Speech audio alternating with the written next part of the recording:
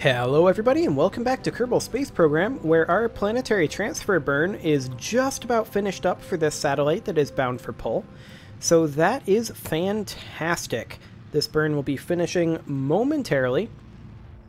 And then let's go ahead and start getting our warp in to right about here.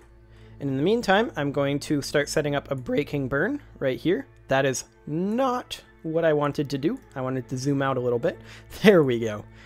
Okay. This is going to be a fair amount of delta V, that is for sure.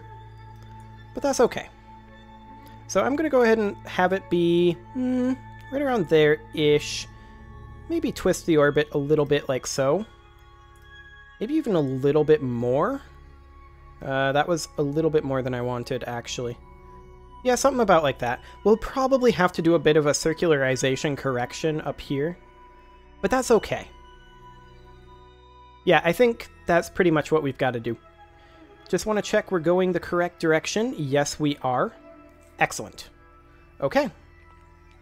So let's go ahead and cancel this warp, and let's warp to next maneuver-ish. Actually, we'll just execute next node in MechCheb. There we go. And I'm going to physics warp our turn, and this will be a bit of a lengthy warp here. It'll be about a 2-year warp in order to get to the Joule system, but that'll be okay. So we are in a position right now where we are certainly going to be needing an inclination change, as you can see. We are pretty far off from the inclination of pull, so that'll be pretty necessary.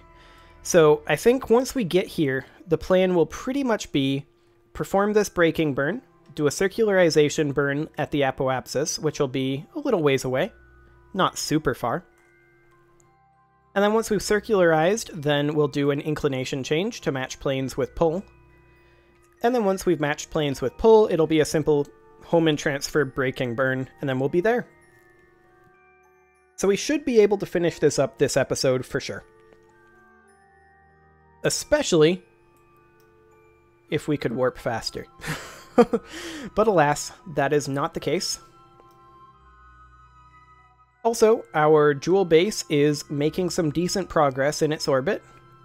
It should be, what, like 44 years away from its maneuver once we're done with this? Something like that. So the plan with that is pretty much we're going to finish up the Joule system with everything we have planned here. And then we're going to go do Elu as well, probably. And then once we've finished up Elu, it should be basically time for the Joule base to be moved into position. Now, the contract will be expired by then. Guaranteed, 100%. But that's okay. We don't need to do the contract. I just want to get the actual job done. So that'll kind of be our grand finale for this series. We are getting close to wrapping up this particular series. We need to put this guy up, we need to crash a probe into Joule, we need to put a rover on the surface of Pull, and then we're done with the Joule system. So after this, we've got 2 missions left to Joule, and then we've got 2 missions to Elu, and then we've got our asteroid base. And that's pretty much it. So at this point, I'm projecting that we'll probably be done with Kerbal Space Program, at least this playthrough of Kerbal Space Program, sometime in next week, something like that. Let's see, we are still pretty early in my recording session for this week. We've got 6 more days to go, and yeah. We should be able to do roughly two episodes per mission, and if we've got somewhere around 4 missions left, that's around 8 episodes. So yeah, it should be finished somewhere around the midpoint of next week. So that's kind of exciting, actually. We've been playing Kerbal Space Program for a long time. This is almost one of our longest running series. Stellaris still passes it right now. But we might get there. Stellaris ended, what, at 124, 125, somewhere around in there. We're getting close with KSP. Now, it bears noting that any future playthroughs of KSP that I do will A, be delayed. I will not be immediately starting another playthrough of KSP in this slot. I'll take a bit of a break, and I'll probably have it be a bit more tight of a focus. I mean, this one had a pretty tight focus, don't get me wrong, but it also had a very broad focus in a weird sort of way, because there were a lot of missions on the table. And we've completed almost all of those missions at this point, so the next KSP series will probably be a bit shorter. But let's go ahead and physics warp this burn. And as for when the next KSP series would be, I actually don't know. But this one will still be going on for a little while longer. I haven't decided what's going to follow KSP in this slot yet, because KSP has just kind of been a mainstay here. I mean, KSP has been here, what, since Europa finished? Since the Prester John achievement? Yeah. Like, it's been a very long time. Maybe I'll start in on a new Europa game. Dharma came out relatively recently, and I haven't played that much of it. That could be kind of fun. I do enjoy a good game of Europa now and then. Could start in on another Stellaris as well, but I recently finished Stellaris, so... But that wasn't a Distant Stars playthrough. I don't know. And of course, I do have to worry about next year with Imperium Rome coming out. Is that what this is called? Something like that. The new Rome Grand Strategy from Paradox. It'll be great. I hope. Paradox games are usually kind of mediocre when they first come out, but give it a couple years. It'll be great. Lots and lots of expansions. Anyway, this burn is just about finished, so let's focus a bit more on the here and now. Ooh, I just had an idea. I could do programming. I don't know. I haven't decided yet. Anyway, let's focus on the here and now. So let's go ahead and do a circularization, and I'm just going to use MechJeb to create that at the next apoapsis. 104.6 meters per second. I hate that. Yeah, I hate that orbit. Let's abort that. Remove all nodes. I'm going to do this a bit more manually. So I'm going to go ahead and push out our periapsis a little bit to be sure. But, oops, that's not the direction I wanted to go. Let's try this again. I'm going to push out our periapsis a little bit to be sure. Somewhere around there-ish. However, I want the burn to be more like here. Circularizing a bit more around pull. And that would be 233, 181. So that would still not be amazingly circularized. That said, pull is kind of offset around Joule. So that's pretty correct right there. So let's go ahead and execute that node. That'll be in 18 days, and that'll be roughly half the delta V that the MechJeb circularization would have had. So yeah, I think this is a better maneuver. And then we just need to do an inclination change. So this will be a very, very brief burn to just slightly adjust our orbit. Come on. There we go. Just about there. And let's burn. In a couple seconds. There we go. Okay. Fantastic. Okay, so our orbit is now better. It's not perfect in terms of eccentricity around pull, but let's set pull as our target and check our inclination. Yeah, look at that. 3.5 degrees off. Let's go ahead and match planes with target. Actually, I'm not going to do it via MechJeb. Let's do it manually. I'm feeling less lazy than normal right now. So at the ascending node, I'm going to go ahead and burn... Do we need radial or anti-radial? Looks like we need anti-radial. That was a little too much anti-radial. 2, 1, negative 0.1. Yeah. Okay, so somewhere right around here. There we go. 63.8 meters per second. Go ahead and execute that, MechJeb. That'll be perfect. And on we go. Fantastic. There we go. So let's go ahead and warp on over to this point. Change our inclination. And Come on. There we go. It'll only be about an 11-second burn, so that won't be bad at all. As soon as MechJeb stops the regular warp, I'm going to go to a physics warp, ASAP. There we go. And there's our inclination change. Okay, so now we should be able to just do a home and transfer to target. Let's create the node, but let's inspect it and see what it gave us. That is actually a nice encounter. It's not exactly what I would go for. Let's try just pushing it out. Where's the node? There it is. Let's try just pushing it out a little bit. I realize we're going to have to brake more for this, but that's okay. So let's push it out to... how far is this? 800k? Can we push it out to 1,000,000 meters? 1,000 kilometers? No, it looks like that's exactly where the break point is for the sphere of influence. Okay, in that case, let's shoot for somewhere around 900. Oh, come on. Come on back. There you go.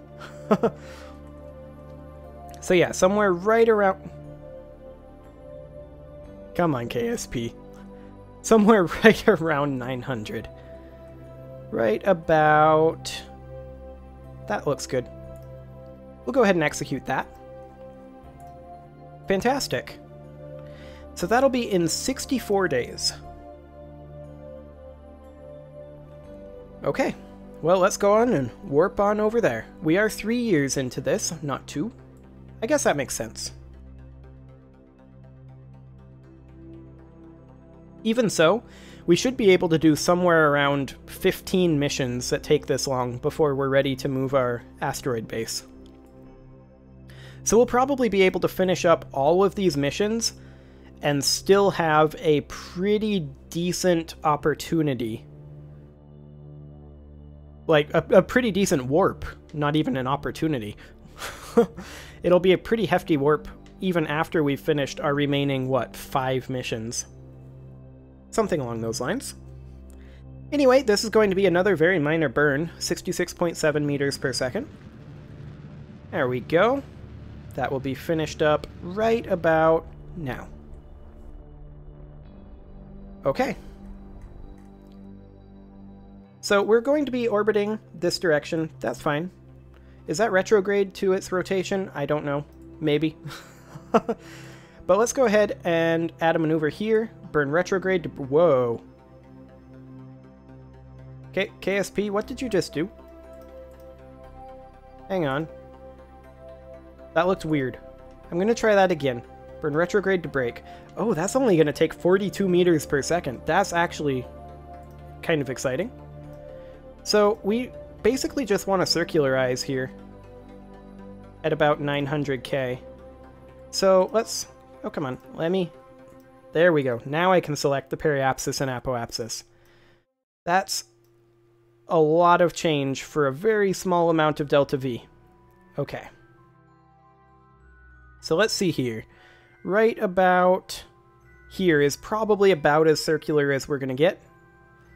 I think that's fine. We can always do another circularization burn at the apoapsis. So we'll go ahead and execute that node. And this guy will be in position very, very soon. Just a couple more burns. We'll need to do this braking burn, and then I do want to circularize a little bit more correctly at the apoapsis, and maybe change our inclination to 0 degrees. Could make it be perfectly equatorial. I mean, it's not strictly necessary to make it equatorial. But we could. We've got the delta V. It's basically a question of how lazy am I feeling. And the answer is, well, we need to start getting some of these science scans. So let's go ahead and grab some. Mystery goo observation next. Yep, go ahead and transmit that. This is the best we're going to get.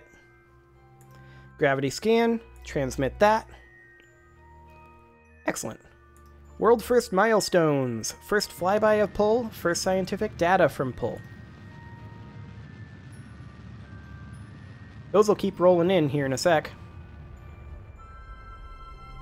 So we're doing more than a flyby. There we go. World first orbit of pull. And let's just go ahead and circularize at the next apoapsis, create and execute. Perfect. 0.1 meters per second. I almost couldn't do that myself with that kind of very minor amounts. Wow, the gravity on pull must be minuscule. That's going to be kind of exciting, trying to land a lander on that.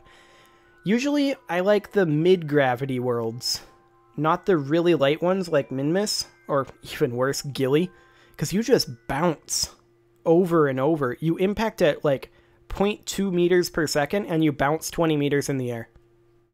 It's insane. Okay, well, this is going to be a basically non-existent burn. There we go. So we're now circularized. I think I'm not going to bother with an inclination change. So let's just go ahead and head on back to the Space Center. Call that mission complete. And our next mission will in fact be a lander. Or do we want to do a suicider? Both are options.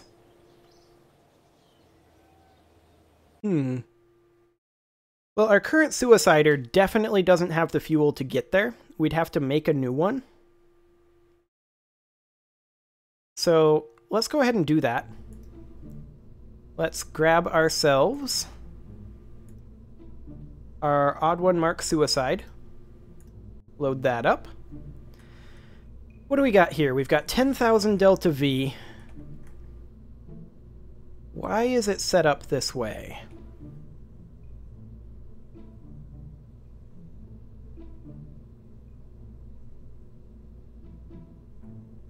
I don't actually know. It's a little weird. I guess it's to run the Terrier? But I feel like we just ditch the Terrier. We can keep this structure. That's kind of okay. We can ditch the photovoltaic panels here. Actually, we can go ahead and ditch all of this structure here. I'm not too concerned about that. And then we can take... We've got a relay antenna 15 on here. That's really out of date. We can take and put on a nice little service bay right about here and open that up, and we can move all of these things inside of the service bay. So something along the lines... I'm going to put this one up top, actually. Something... Oh, come on. There we go. Something along the lines of that. Then a negative gravioli detector, right about there. Thermometer, right about there. We can put the mech jeb outside, right up over here. We don't need these photovoltaic panels. These rechargeable battery packs, we can probably go ahead and go for one of the bigger ones. Like so. And then we can put the KER over here. Seismic accelerometer inside of the hold here. Did we already put a thermometer in here? Yes, we did. We don't need a duplicate thermometer, especially considering this thing is a suicider. Now, we should probably have a nice antenna on here. We don't need a relay antenna, so we can just put on, say, a Communitron 8888, like so. There we go. And let's see here. This modular girder segment with a battery pack down here. I'm not feeling it. Let's ditch the battery pack. Let's ditch the modular girder segment. And let's just attach this directly to the heat shield. Like so. Okay, with the heat shield there, the question now is, with the heat shield, how much ablation does this give? Will we need any sort of heat reducers? And I'm not convinced that we will. I think a lot of that is just going to be wasted space. This thing can start extended since we've got a fairing on here. And then we definitely don't need the Terrier. So let's go ahead and pull off this decoupler here. Ditch the Terrier. And then we've got a second decoupler here that we don't need. And then this is just silly looking. So let's ditch this and let's get a bigger decoupler. So let's go for, what is it, the 25 that we need? I mean, that looks right-ish. Okay, we've got an SAS here. We've got a Jumbo 64 with no oxidizer, and we've got a Nerve atomic rocket motor here. Our delta V is still quite low, in part because we have this massive fairing on here. We do not need this big of a fairing. So let's go ahead and build ourselves a new fairing, a much smaller fairing.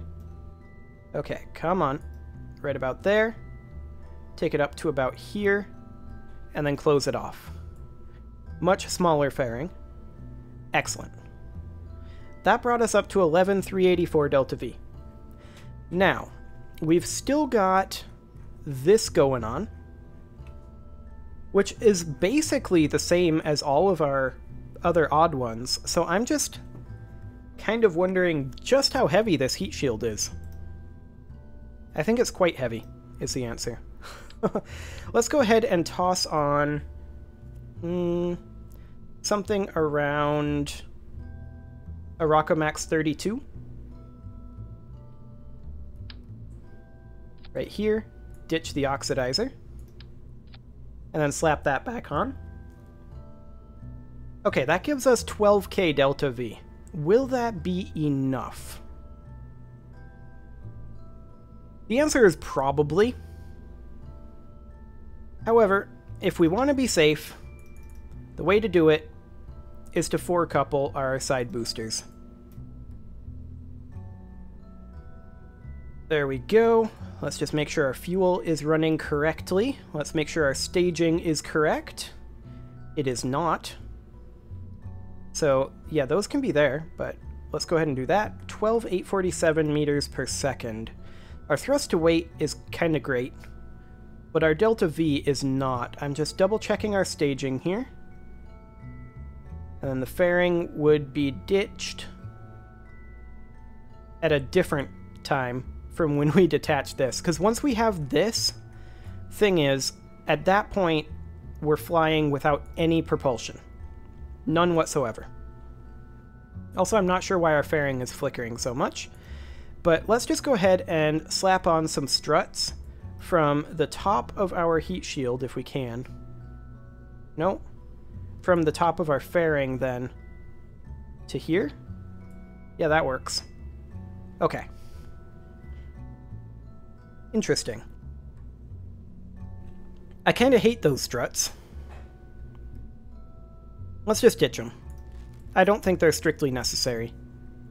The other thing that we probably do want is some way to have a steering here. So we definitely want a decent-sized reaction wheel up here. There's no doubt about that. So something like an advanced SAS. Like that. We're still fitting in the fairing? Oh, not quite.